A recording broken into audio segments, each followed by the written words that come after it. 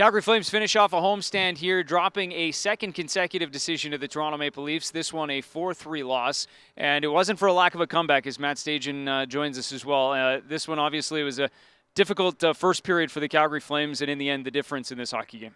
Yeah, we saw it a couple times on this homestand. Unfortunately, they came out flat. They had one shot in the first period, and the Leafs took advantage. They got 2 early goals, and the Flames had to really turn things around to try and get back into this game as it went on.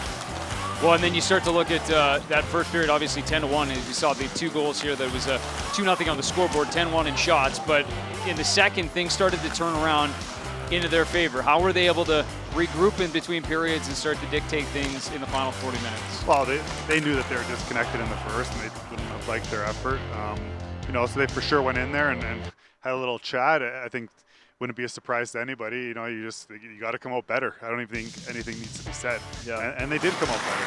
They came out with some urgency. They established a forecheck early in the period, and that resulted in that first goal. We saw forecheck and everybody on their toes, and they scored the first one, and then we saw Luch get the second one there later in the period. So it was a completely different game in the second period. The Flames dominated it, and it gave them a chance to come back in the third, where they ultimately did tie it up with another power play goal there by Johnny.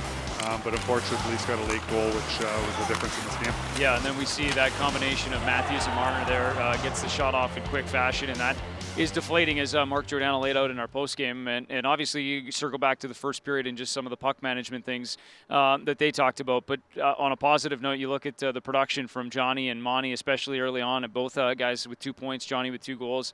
How can you start to look at some of those positives and what they've been able to do early on and take those forward? Well, they've been great.